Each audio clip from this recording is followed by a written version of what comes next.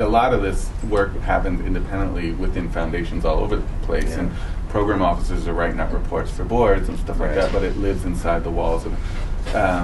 So perhaps there's opportunity to make more of that kind of stuff public on this framework that you developed just for the 3 organizations without sharing the data of the organizations. So you're going to put that out? We've already shared it with other foundations. Yeah. I gave it to Chuck at Clark. And nice. So if you'd like to see it, I mean, it's not groundbreaking. Yeah. But it was helped us. The one of the things that really has helped us in the last year is we completely revised our portfolio approach to be really clear about the stages of development in our portfolio and what we expected for earlier stage organizations to progress to sort of what we're calling growth ready, to the scalable models that we're supporting with the capital aggregation pilot.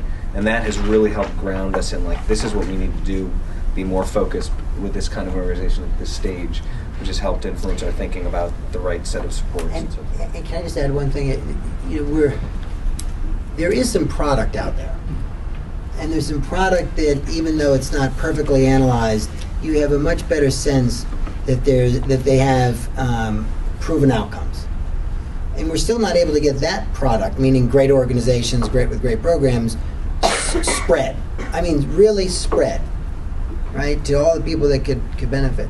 And so, back to Lisa's point and Matt's point, you're still in a situation where the majority of philanthropists are not necessarily primarily motivated by social impact, necessarily, when they make their investment. So you are, by definition, looking for early adopters. So we've got to do a better job of being able to find those, this is a borrowed term, those social impact investors. Those folks who care about impact. Now, they might think about impact in terms of homeless issues or youth issues, whatever, but you want to find the ones, they're not thinking about scale, by the way, right? That's one of the last things that is their first thought. Oh, I want to scale things up. No, they think about either an organization or a cause, but if you find those that really care, and then you make the argument with the evidence base that these are the organizations that really work, you have a chance. But the key is to find those early adopters who care about impact, and to have a systematic way of doing that. We're trying to figure out a variety of ways to screen folks, and working with private banking clientele who might know the 5 out of 20 that are that type, and then you focus on that as a group. Can I just say one other infrastructure need?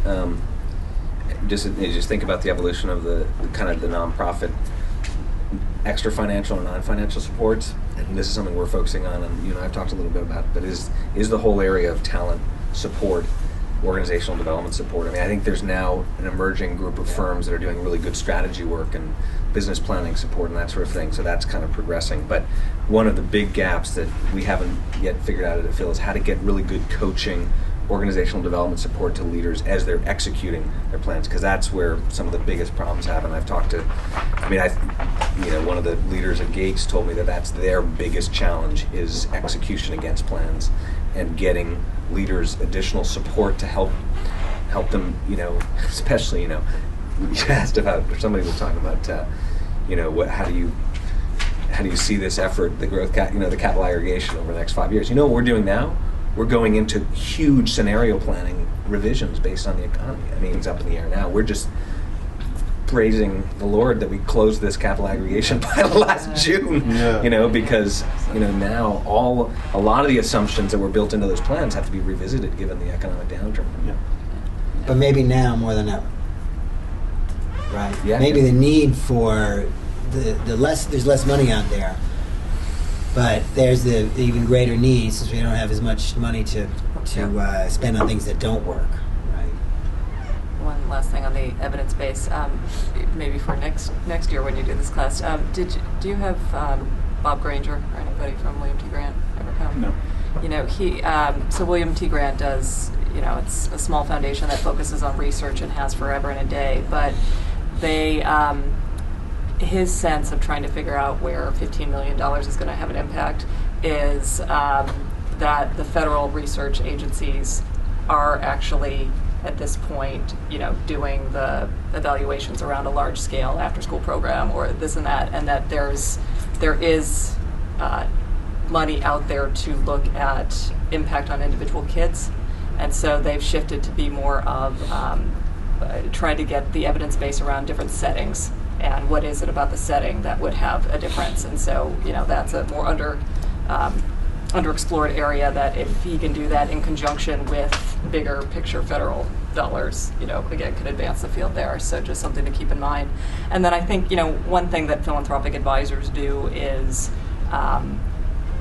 it's, since the scenario is not so common around get me the most effective thing or growth on the field or whatever, but they want a knowledgeable person around a topic that maybe a bit about. It's connecting, I've done a lot of connecting to a well-respected program officer in a region that wants more money for their grantees, that uses some evidence base and this and that then can help somebody kind of ramp up to speed. So again, that sort of bridge role between individual folks who are finding their way and people who've been, in the field for a while.